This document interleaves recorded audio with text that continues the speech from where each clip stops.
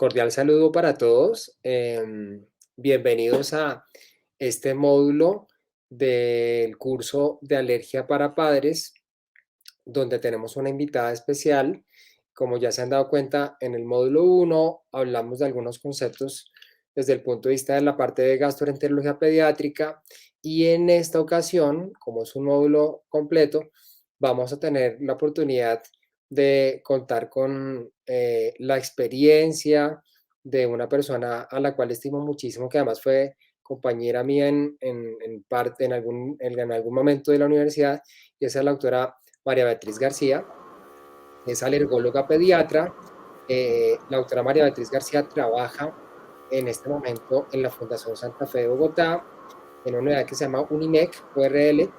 La doctora es pediatra de la Universidad Nacional y alergóloga pediatra de la Universidad de Barcelona, quien nos va a acompañar, como les hemos venido mostrando en los otros módulos, de preguntas y respuestas de una manera práctica de lo que regularmente María Beatriz nos preguntan en la consulta de qué debemos hacer. Esto es como muy enfocado a papás, entonces vamos a explicarles de una manera muy clara qué tenemos que hacer frente a muchas inquietudes. ¿Cómo has estado? Juan Pablo, muchísimas gracias por la invitación. Muy contenta de poder ayudar a más padres a que entiendan qué es esto de la alergia alimentaria y qué es lo que tienen que tener presentes cuando el paciente presenta una reacción. Perfecto. Entonces, como son preguntas y respuestas, vamos con la primera que te quiero hacer y es, ¿qué tipos de alergia alimentaria tenemos? Porque muchos dicen, bueno, pero si eso no es, si es alergia mediada o no, ¿ahí qué les podemos responder? Listo, perfecto. Entonces, como ya ustedes saben, una alergia alimentaria es cuando un paciente presenta una reacción anómala tras consumir un alimento que la gran mayoría de la población tolera. Y esta reacción está mediada por el sistema inmunológico, ¿no? El sistema inmunológico es el sistema que a nosotros nos defiende de las infecciones. Pero cuando el paciente consume este alimento, el sistema inmunológico reconoce este alimento como algo extraño, como algo malo, y desencadena esta reacción. Entonces, dependiendo las células o la vía de este sistema inmunológico que está implicado, se va a dividir en dos grandes tipos de reacciones. Las alergias mediadas por inmunoglobulina E, que está este anticuerpo, que es la IgE, que va a reconocer ese alimento como extraño y va a desencadenar una reacción. Y lo más importante de estas alergias mediadas por inmunoglobulina E es que es una reacción inmediata que se produce después de consumir el alimento hasta 2 horas después de haberlo consumido.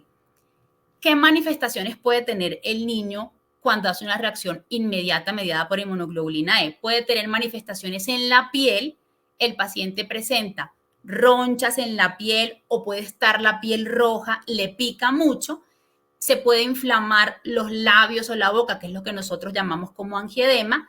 También puede tener manifestaciones en el sistema respiratorio, puede tener tos, dificultad para respirar, ahogo, mocos por la nariz, que le pique la nariz, que estornude mucho, que le piquen los ojos. Puede tener manifestaciones en el sistema gastrointestinal y es cuando el paciente presenta náuseas, vómitos, dolor abdominal, diarrea, y es muy importante tener en cuenta que para hacer una alergia mediada por inmunoglobulina E, estos síntomas deben ser inmediatos en las primeras 2 horas. Hay una cosa que se llama síndrome de alergia oral, que es cuando el paciente le pica la boca tras consumir el alimento. Y cuando el paciente presenta síntomas en 2 o más de estos sistemas, se considera una reacción grave, que es la anafilaxia, que es la reacción más grave que tenemos en alergia y que puede llegar a comprometer la vida del paciente. Entonces, es súper importante que los pacientes hacen anafilaxia solamente cuando presentan alergias mediadas por inmunoglobulina E. ¿Listo?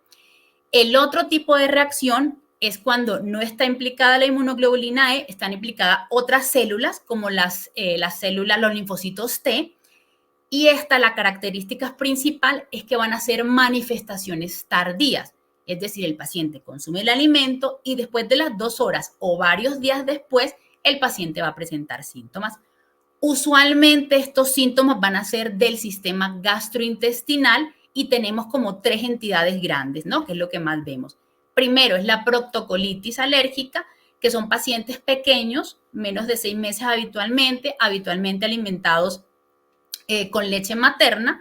y el paciente va a comenzar a presentar deposiciones con pintas de sangre, con hilitos de sangre, pueden tener moco, y lo más importante de estos pacientes es que están en buen estado general, crecen bien, se alimentan bien, no están irritables, no son llorones, pero sí tienen estas manifestaciones de la deposición con pintas de sangre. La segunda entidad es la enterocolitis, que es un paciente que después de consumir el alimento, 2 horas después comienza a vomitar muchísimas veces. El paciente puede estar decaído, puede hacer diarrea y hasta en el 20% de los casos estos pacientes se pueden deshidratar, pueden llegar a ser un choque hipovolémico, que es cuando se les baja la tensión por toda esa pérdida de líquidos. Y la tercera entidad es la enteropatía, que es un cuadro como más larvado, más lento. El paciente comienza a hacer diarrea, comienza a hacer vómitos, se le infla la barriga, se distiende, la curva de peso se estanca, no crece bien, no sube de peso, el paciente puede tener anemia y también puede ser secundario a una alergia alimentaria. Hay otro tipo de alergias que se llaman las que son por mecanismos mixtos, que pueden estar involucradas tanto en la alergia mediada por IgE como la alergia no mediada por IgE, que van a ser la dermatitis atópica o la gastroenteropatía eosinofílica. Tener claro, súper importante, que la dermatitis atópica, la causa no es la alergia alimentaria. Esto es una enfermedad de la piel, de alteración de la barrera cutánea. Lo que pasa es que la alergia alimentaria la puede empeorar en ciertas circunstancias. Entonces, no todos los pacientes con dermatitis atópica vamos a sospecharle o a decir que es por una alergia alimentaria, solamente los pacientes que empeoren sus síntomas tras el consumo del alimento, o pacientes que la dermatitis atópica comience en el primer año de vida, usualmente en los primeros 6 meses, y es una dermatitis atópica moderada a grave que no mejora con el tratamiento habitual. Más o menos 1/3 de estos pacientes pueden tener una alergia alimentaria asociada. Y la última entidad, que son las gastroenteropatías eosinofílicas, que lo más frecuente es la esofagitis eosinofílica, que es cuando el esófago se inflama y se llena de eosinófilos, unas células del sistema inmunitario, y el paciente pues va a tener diferentes manifestaciones clínicas dependiendo de la edad. Ahí es muy importante. Estos son básicamente los tipos.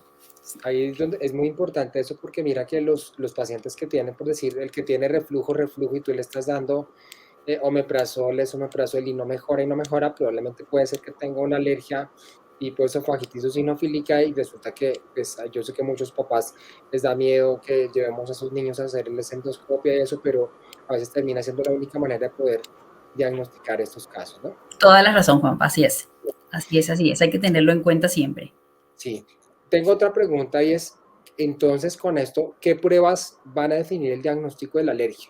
¿Tenemos que hacer exámenes o esto es clínica? Ahí, ¿cómo hacemos? Porque muchos papás, tú Listo, sabes, que nos llegan, no, doctor, hágale exámenes. ¿Qué tenemos que hacer en esos casos? listo, perfecto. Espérame, ay, no me pasa esto. Un segundo. Bueno, aquí les quería mostrar, esto es una urticaria, ¿no? Estas son las ronchas, esto es un angioedema, ¿no? Que es la inflamación de los labios y de los párpados, que es lo más frecuente, manifestaciones respiratorias secundarias a alergia alimentaria o manifestaciones gastrointestinales secundarias a alergia alimentaria. Entonces, ¿qué pruebas nos van a apoyar el diagnóstico de la alergia alimentaria? Primero, tener en cuenta que siempre debemos sospechar por la clínica que tenga el paciente, por eso sospechamos la alergia alimentaria, ¿verdad? Entonces, esto es lo más importante para el diagnóstico de una alergia alimentaria, hacer una muy buena historia clínica, porque ningún examen por sí solo nos va a hacer el diagnóstico, ¿listo? Entonces, debemos tener una sospecha clínica y ahí sí nos vamos a apoyar en ciertas pruebas. Entonces, tenemos 2 tipos de pruebas: técnicas in vivo, es decir, las hacemos directamente en el paciente, y técnicas in vitro es cuando le sacamos sangre al paciente y las mandamos al laboratorio. Entonces, técnicas in vivo tenemos las famosísimas pruebas cutáneas, que son el prick test, que estas pruebas sirven solamente para alergia IgE mediada y las pedimos solamente para este tipo de alergia. No nos sirven para alergia no IgE mediada porque no estamos evaluando el mecanismo celular, ¿listo? Las otras in vivo son las pruebas de parche a alimentos, que ya vamos a hablar un poquito de ella, pero solamente las pedimos en algunos casos específicos para ver si nos apoyan el diagnóstico de alergia no IgE mediada, La otra técnica in vivo es la prueba de exposición controlada a alimentos, que es el gold estándar para hacer diagnóstico de alergia alimentaria, porque ahí estamos reproduciendo la alergia, le vamos a dar el alimento al paciente para que reproduzca los síntomas. Esta la utilizamos tanto en alergia mediada por IgE como no mediada por IgE, y en técnicas in vitro, que son las IgE total o IgE específicas a alimentos, solamente se utilizan también para alergia IgE mediada. Entonces, tenemos el prick test. En el prick test lo que vamos a mirar son anticuerpos IgE que están unidos a una célula que se encuentran en la piel. Entonces, ponemos un extracto de alimento en la piel del paciente con una lanceta, introducimos ese extracto en la capa superficial de la piel y esta célula que se llama mastocito, si el paciente es alérgico, va a tener inmunoglobulina E específica contra ese alimento unida a este mastocito, se une al alimento y va a producir lo que nosotros vemos en la piel, que es la roncha, y con esto vamos a tener la prueba positiva. ¿Cuál es la ventaja del prick? Que es fácil de hacer, es económico, es reproducible, y en lo que nos ayuda el prick es que si sale negativo, hay una gran probabilidad de que este paciente no tenga una alergia IgE mediada, ¿no? El paciente sí puede tener una no IgE mediada, porque como ya les dije, no estamos evaluando ese mecanismo, pero una alergia IgE mediada, si el prick sale negativo, es poco probable que el paciente la tenga. Pero sí podemos tener que el prick salga positivo y que el paciente no tenga una alergia. Por eso siempre debemos ordenar las pruebas cutáneas a alimentos cuando tenemos una sospecha clínica, porque después vamos a tener varios alimentos positivos que el paciente tolera y en teoría no vamos a tener indicación de retirar estos alimentos. Súper importante, se puede hacer en cualquier edad, a cualquier edad se puede hacer, podemos hacerlo en lactantes pequeñitos, lo importante es que tengamos la sospecha diagnóstica y otra cosa súper importante es que usualmente no se presentan reacciones alérgicas sistémicas después de hacer esta prueba, o sea, es una prueba muy segura. La inmunoglobulina E específica sérica, que es cuando le sacamos sangre al paciente y lo mandamos al laboratorio, también lo hacemos solamente para evaluar alergia IgE mediada, las alergias inmediatas, no sirve para las alergias tardías. También lo que miramos es el anticuerpo IgE específico contra el alimento específico que va circulando en la sangre, no está unido a ninguna célula. También es igual tiene un muy buen valor predictivo negativo, que quiere decir que si es negativo es poco probable que el paciente tenga una alergia IgE mediada y se complementan y nos ayudan con el prick el diagnóstico de alergia alimentaria. Quería como que quedar este concepto claro. Nosotros podemos tener sensibilización a un alimento teniendo el prick positivo o la IgE específica positiva, pero si no tenemos síntomas, no es una alergia a alimentos y no tenemos indicación de retirar el alimento. Estamos hablando en alergia IgE mediada. Cuando ya tenemos síntomas, tenemos las pruebas positivas y síntomas, es lo que se considera una alergia y esto ya sí nos confirmaría el diagnóstico.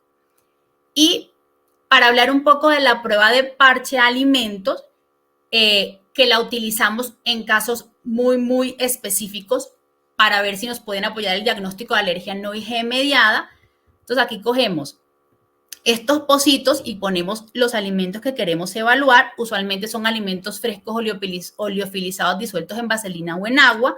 Usualmente lo que parchamos es leche, huevo, soya y cereales. Se lo pegamos en la espalda al paciente. El paciente dura 48 horas con este parche pegado en la espalda. A las 48 horas lo retiramos y a las 96 horas hacemos la lectura. Y esto es lo que vamos a ver, ¿no? Entonces, es unas papulitas o unos puntitos rojos en la zona donde estaba unido el alimento a la piel. Esto lo que nos muestra son respuestas mediadas por células T, respuestas tardías, y el problema de la prueba de parche es que los resultados son contradictorios porque no está estandarizada, es decir, no se sabe bien cómo debe hacerse para que los resultados sean confiables, entonces en las guías no se recomienda de rutina. Los hacemos habitualmente en pacientes muy específicos, usualmente que tienen síntomas gastrointestinales tardíos, pero en las guías definitivamente no se recomienda de rutina. Entonces, como ven, para alergia no IgE mediada no tenemos una prueba que nos ayude específicamente a hacer un diagnóstico. Por eso, muchos pacientes que tenemos la sospecha de alergia no IgE mediada, pues no les pedimos pruebas y lo que podemos hacer es una prueba de provocación oral con alimentos o el reto con alimentos, que como les dije es el gold estándar para el diagnóstico de alergia alimentaria. Aquí podemos o confirmar el diagnóstico, sobre todo en alergia no IgE mediada, retiramos el alimento por un tiempo, el paciente mejora los síntomas y después debemos otra vez introducir el alimento para que el paciente vuelva a tener síntomas y poder confirmar la alergia, o también la podemos utilizar cuando ya pensamos que ese paciente pueda tolerar el alimento, pues hacemos otra prueba de reto. No siempre se deben realizar, o sea, no siempre se deben realizar porque a veces cuando tenemos el diagnóstico claro con una historia clínica compatible y unos exámenes positivos, pues no la realizamos porque tiene sus riesgos y el riesgo es que el paciente haga una reacción grave, una anafilaxia porque le estamos dando un alimento a lo que él es alérgico. Y algo también muy importante de la prueba de reto es que se puede hacer siempre tiene que ser guiada por el médico, siempre va a ser bajo supervisión médica. No puede que ustedes como papás solos digan, uy, yo creo que el paciente va a tolerar y voy a probarle el alimento en casa. No, siempre es guiado por el médico y podemos hacerlo o en casa o podemos hacerlo en el consultorio. Y esto va a depender de si es una alergia IgE mediada o no es una alergia IgE mediada. Usualmente las alergias no IgE mediadas leves, como las proctocolitis o las enteropatías leves, hacemos la prueba de reto en casa, pero ya las alergias IgE mediadas, sin importar si ya el paciente tiene pruebas negativas, siempre la vamos a hacer en el consultorio porque nos pueden hacer una reacción grave. Date cuenta que eso es súper importante. Entonces ya sabemos que no a todos se les hace pruebas, que esa era una de las preguntas que te iba a hacer, es la confiabilidad de las pruebas. Entonces ya sabemos si hay parches, si hay prick, pruebas Exactamente. en sangre.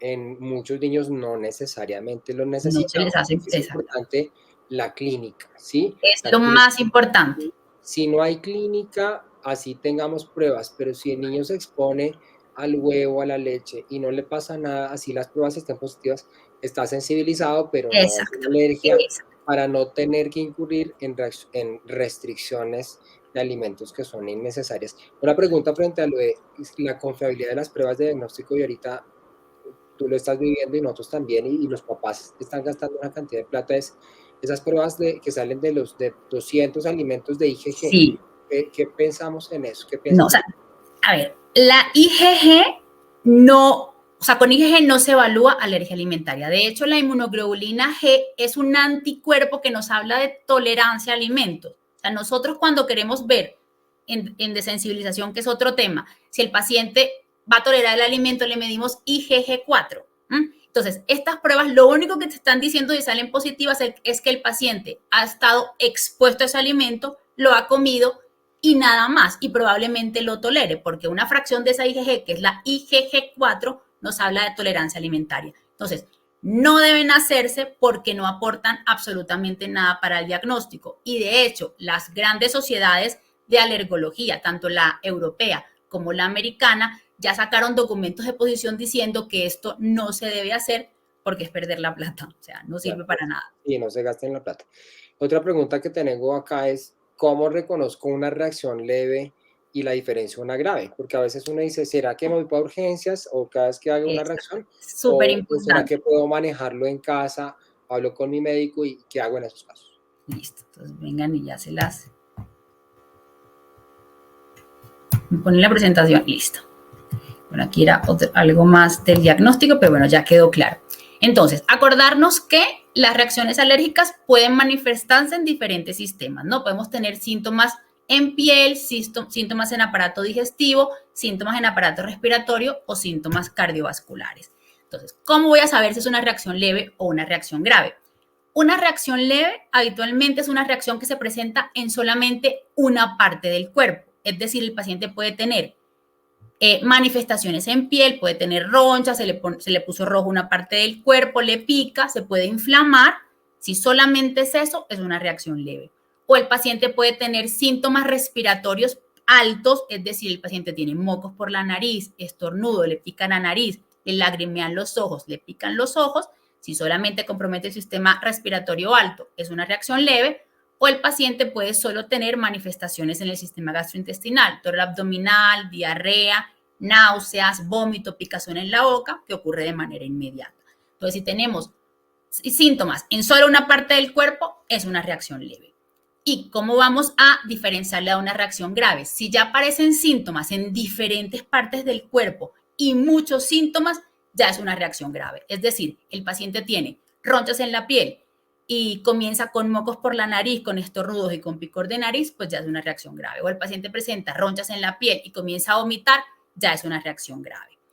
O si el paciente presenta, así sea solita, una de estas tres manifestaciones. Primero, tensión baja. Yo sé que en casa no van a poder saber si el paciente tiene tensión baja, pero sus hijos van a estar pálidos, se pueden desmayar, pueden tener pulsos débiles, pueden tener taquicardia, el corazón latiéndoles muy rápido, o pueden estar mareados, y esto puede ser porque tengan la tensión baja.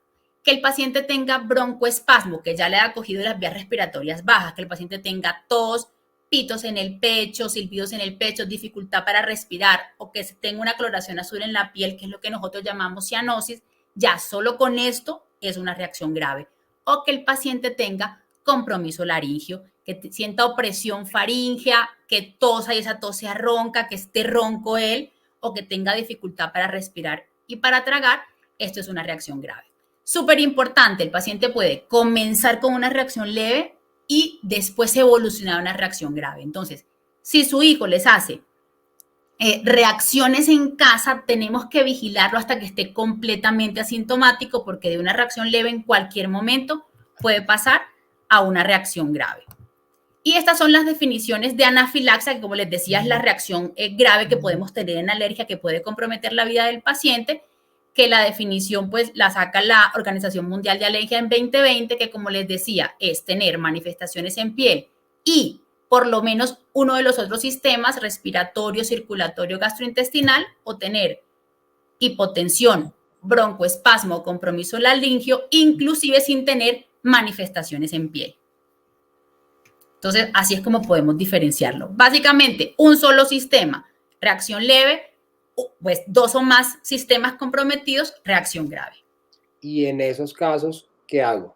¿A dónde llama el paciente o cuál es el manejo? Porque entonces, pues todo el mundo va a querer decir, bueno, arranco por urgencias porque no tengo, y de pronto pueden haber algunos manejos en casa que podemos hacer. Entonces, ¿cuáles son tus recomendaciones en esos casos? De hecho, se recomienda comenzar el manejo en casa, porque entre más rápido comencemos el tratamiento de una reacción alérgica, menos probabilidad va a haber de que esta reacción se vuelva grave y que llegue a comprometer la vida del paciente. Entonces, debemos iniciar el tratamiento en casa.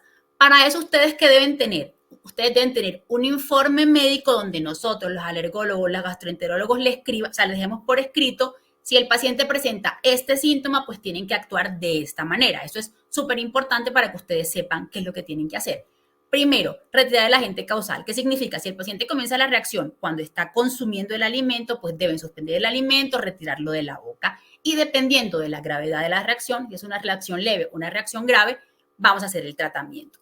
Si el paciente tiene una reacción grave, tiene una anafilaxia, es decir, síntomas en dos o más sistemas, tiene definitivamente indicación de ponerle la adrenalina intramuscular, que es el fármaco de elección en estos casos. Y entre más rápido se ponga, pues menos riesgo tenemos de que esta reacción vaya a comprometer la vida del paciente. En el mundo se dispone de estos dispositivos de adrenalina autoinyectable. Aquí en Colombia no tienen registro INVIMA, pero los podemos conseguir. Entonces debemos aplicarle a nuestro hijo esta adrenalina autoinyectable, y de hecho se puede repetir cada 15 a 30 minutos si el paciente sigue con síntomas, máximo 3 veces. Ya después de haber puesto la adrenalina, si tenemos una reacción grave, ahí sí procedemos a llamar al 123 o a llevarnos a nuestro paciente a urgencias. Pero lo ideal es comenzarlo a tratar en casa. ¿Y cómo se usa este autoinyector de adrenalina? Entonces, más o menos vienen así, ¿verdad? Como esta imagen que tienen acá arriba. Entonces, debemos agarrarlo con nuestra mano dominante, retirar con la otra mano el tapón de seguridad. Nunca vamos a ver la aguja, porque la aguja va dentro del autoinyector. Entonces, vamos a clavar el autoinyector enérgicamente en la cara externa del muslo de nuestro hijo en un ángulo de 90 grados. Entonces, tenemos que oír un clic, que significa que ya la aguja salió. Ahí lo vamos a mantener pegado al muslo por 10 segundos, o sea, contamos hasta 10. retiramos el autoinyector, nunca vamos a ver la aguja porque la aguja se va a ocultar y ya después de ahí, lo que les digo, procedemos a llamar a emergencias o a llevarnos al paciente a urgencias. Entonces, ya después de haberle puesto la adrenalina, si es caso tal de una reacción grave, ya podemos pasar a administrar los otros fármacos si el paciente tiene erupción de piel, o sea, ronchas, inflamación o tiene síntomas respiratorios o si tiene vómito, dolor abdominal, procedemos a darle el antihistamínico que les haya recetado su médico. Siempre en una anafilaxia deberíamos dar corticoides orales, también el que les haya recetado su médico, porque esto nos disminuye el riesgo de que el paciente vuelva a hacer otra reacción, otra anafilaxia en el transcurso del día. Y si el paciente tiene tos o silbidos en el pecho, dificultad respiratoria, pues podemos darle el salbutamol si su médico se los ha recetado. Si no es una reacción grave, ¿no? Si es una reacción leve, pues procedemos a darle antihistamínicos si el paciente tiene manifestaciones en piel o síntomas respiratorios o gastrointestinales y corticoide oral si el paciente tiene inflamación o angioedema. Entonces como tú dices, síntomas leves, podemos arrancar con estos medicamentos, como los decías, lo del Sí, antihistamínico, el corticoide, pero si ya arranca con síntomas graves, y eso es una invitación, obviamente, claro, si eso es la primera manifestación, pues es difícil que ellos ya sepan, pues ahí tendríamos que ir a urgencias, pero si ya es un paciente conocido, obviamente es un paciente que tiene que consultar con el alergólogo porque obviamente, pues tenemos que hacer también la formulación de la adrenalina. Yo sé que a veces la oportunidad de conseguir el lapicero con la adrenalina autoinyectable pues es difícil, ahí sabemos de unos sitios, y si no, pues obviamente ahí están ustedes para decir, bueno, móntela, tengan una ampolla de adrenalina, organicen, pero eso claramente ya es con formulación y con prescripción por parte del médico, no se pongan a hacer cosas que no saben, sino ya tiene que haber un entrenamiento, una capacitación por parte del personal de salud en esos casos, ¿no?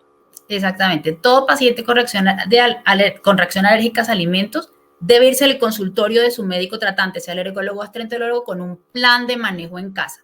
Esto es Sí, una de las cosas más importantes en el tratamiento de estos pacientes, porque esto perfecto. salva vidas definitivamente. Total, total. Y ahí es importante eso, o sea, consulten que nosotros les damos la información para que tengan acceso y sepan dónde se pueden conseguir las ampollas y todo. Lo importante es armarse de todo, tener el botiquín, todo lo que se requiere y eso, como tú dices, ahorra tiempos. Tengo otra pregunta y es respecto a las vacunas, que eso es una pregunta muy frecuente en Sí, el muy niño con frecuente. alergia alimentaria, sobre todo el que tiene alergia al huevo, y es que si se deben tener algunas consideraciones respecto a las vacunas en los niños con alergias alimentarias. Sí, hay dos consideraciones importantes en pacientes con alergia alimentaria. La primera, la más frecuente y la más preguntada, paciente con alergia al huevo. ¿Qué pasa? Que hay 3 vacunas, ¿verdad? Que están aquí dentro del plan de vacunación en Colombia, que se producen o en huevos embrionados o en fibroblasto de estos huevos embrionados, ¿verdad? Que son la triple vírica, la influenza y la fiebre amarilla. La triple vírica y la influenza ya sabemos que tienen dosis muy pequeñas de esa proteína del huevo que se llama ovomucoide, ovoalbúmina, tiene dosis muy pequeñas que no van a desencadenar una reacción alérgica en el paciente con alergia al huevo. O sea, el riesgo de que se desencadene una reacción alérgica es igual a un paciente que no tenga alergia al huevo. Entonces, triple vírica e influenza se pueden vacunar en su centro de vacunación habitual, sin valoración por alergología previa y sin nada. ¿Listo? Se pone a la edad que le toca sin ningún problema. Con la fiebre amarilla, que es la vacuna de estas 3 que tiene más concentración de ovoalbúmina, sí debe ser valorado primero por nosotros, los alergólogos. ¿Qué hacemos nosotros? Le hacemos pruebas con la vacuna y definimos si la vacuna se pone en una sola dosis o tenemos que dividir la vacuna en varias dosis. Importante que les quede claro, siempre vacunamos a los niños alérgicos a alimentos, o bueno, con cualquier alergia, siempre debe recibir su plan de vacunación completo, o sea, nunca retrasamos las vacunas. La diferencia es que la fiebre amarilla o la ponemos en una sola dosis o la ponemos en dosis fraccionada. Y otra alergia que casi no es frecuente, entonces esto casi pues no nos lo consultan, es la alergia a la gelatina. Esto es muy infrecuente en niños, bueno, y en la población general, porque la gelatina se degrada fácilmente en el estómago por los ácidos del estómago, entonces usualmente no llega a la circulación y cuando la ingerimos no llega a presentarse reacciones alérgicas. Hay muchas vacunas que contienen gelatina, pero las que producen reacciones son las que tienen más cantidad de esta gelatina, que van a ser triple vírica y varicela. Entonces, si tenemos un paciente que ya es conocido que tiene alergia a la gelatina, pues también debe ser valorado por nosotros antes de ponerle la triple vírica o la varicela. Y lo mismo, nosotros hacemos pruebas cutáneas y definimos cómo le vamos a poner estas vacunas, pero siempre se las ponemos. O sea, nunca retrasamos vacunas en niños alérgicos a alimentos. ¿Listo? Muchas gracias. Ahí tengo otra pregunta, es, bueno, respecto a las alergias alimentarias, ya sea un alimento o varios, las conductas desde el punto de vista de manejarlo terminan siendo las mismas. ¿Restrinjo o qué hago? ¿Qué tengo que hacer en esos casos? Ok, ok, ok. Espérame un momento y les muestro. Ay, perdón. Entonces, las conductas van a ser las mismas frente a cualquier alergia alimentaria o alimentos. No, las conductas no son igual, no son las mismas y van a depender del tipo de alergia. ¿Listo? Para este manejo agudo en casa, pues va a depender si es mediada por inmunoglobulina E, porque es el riesgo de que tengan anafilaxia. Y pues ya sabemos cómo se debe manejar, ya se los explicamos. Mientras que si es una alergia no mediada por inmunoglobulina E, obviamente si es una proctocolitis o una enteropatía, que van a ser manifestaciones, pues no van a ser manifestaciones graves ni manifestaciones inmediatas, lo que debemos de hacer es retirar el alimento y pues medidas de sostén, si comienzan a hacer vómitos y diarrea, pues aumentar la ingesta de líquidos. Ya si es una enterocolitis, que es este niño que comienza a vomitar, a vomitar, a vomitar 2 horas después de haber consumido el alimento, estos niños sí deben ir a urgencias porque el 20% de estos niños se van a deshidratar y pueden terminar en un choque hipovolémico, como les decía, es que se les baje la tensión y comiencen por taquicardia por toda la pérdida de líquidos. A ver, en principio cualquier alimento nos puede generar anafilaxia, ¿no? Pero en niños los que más frecuentemente generan anafilaxia van a ser huevo, leche, maní y trigo. Esto es diferente a lo que pasa en el adulto, que ya los mariscos juegan un papel importante, ya los otros frutos secos, y dependiendo también de la región, por ejemplo, en España es muy frecuente, o en el sur de Europa es muy frecuente, que tengan anafilaxias por rosáceas, que son frutas, por ejemplo, el melocotón, que aquí casi no las vemos. Pero eso es en caso de tratamiento de urgencia. Si un paciente es alérgico a un alimento, pues hay que restringir ese alimento completamente. Y si el paciente tiene una alergia alimentaria múltiple, pues hay que restringir todos los alimentos a los que ese paciente se les haya comprobado una alergia alimentaria. Yo siempre les digo, bueno, a mis residentes de pediatría, está bien que ustedes sospechen en la consulta de pediatría una alergia alimentaria y está bien que quiten el alimento, pero siempre hay que confirmar. Si no se logra confirmar la alergia, pues se reintroduce el alimento lo más rápido posible, porque estas dietas restrictivas tan grandes que a veces son sometidos a los niños, además de tener repercusiones en su crecimiento, en su nutrición, pues tienen repercusiones psicológicas importantes para toda la familia. Pero en principio, si el paciente tiene una alergia a un alimento confirmada, pues hay que retirar ese alimento. ¿Listo? Y si es, pues son varios alimentos, pues se retiran todos los alimentos a los que se confirme la alergia. Exacto, y yo sé que a muchos papás obviamente les da miedo porque dicen, bueno, pero es que sangró una sola vez y como mejoró con la restricción, pues sí, tenemos que hacer Exactamente. provocación Hay que hacerlo. porque hay muchos niños donde fisiológicamente a veces pueden sangrar una sola vez y no vuelven a hacerlo y obviamente no tendría sentido hacer restricciones tan severas que impactan Exactamente. no solo al niño, sino también a la mamá que está lactando, porque aquí terminan siendo, en los niños que son lactados, terminan siendo dos pacientes a los que Exacto, manejamos, ¿no? totalmente. De hecho, entre el 12 y un 20% de estos pacientes con proctocolitis alérgica, el sangrado se les quita solo en el primer mes. O sea, en el primer mes de sangrado se le quita solo sin necesidad de restringirle alimentos. Entonces, si el paciente tiene buen peso, buena talla, pues podemos wait and see, esperar a ver si es necesario hacerle la restricción. Ok. Y la otra pregunta para terminar esta sesión es, bueno, ¿qué pasa, qué sucede si consume un poquito de esos alimentos y casi no le pasa? Porque no es que digan, no, no le pasa nada, sino a veces se brota, a veces se le sale la ronchita, a veces le dio diarrea. ¿Qué hacemos en esos casos? Porque yo creo que muchos como que van tomando confianza muchos papás y dicen, "Ah, eso vayámosle dando cantidades pequeñas, pero No, ¿qué puede pasar en el ahora y más adelante en esos casos?" listo. Entonces, como tú dices, si casi le pasa, quiere decir que le pasó algo y que el paciente tuvo síntomas, así sea leve, eso quiere decir que el paciente sigue siendo alérgico a este alimento. Entonces, ¿qué pasa? Que no todas las reacciones en el mismo individuo van a ser iguales. Es decir, yo puedo tener con pequeña cantidad del alimento en un momento, o sea, una reacción leve, y la segunda vez que vuelva a consumir esa pequeña cantidad de alimento, puedo tener una reacción grave, una anafilaxia con riesgo de muerte. ¿Listo? Con cualquier cantidad. Entonces, no hay que confiarse si el paciente solamente hace reacciones leves.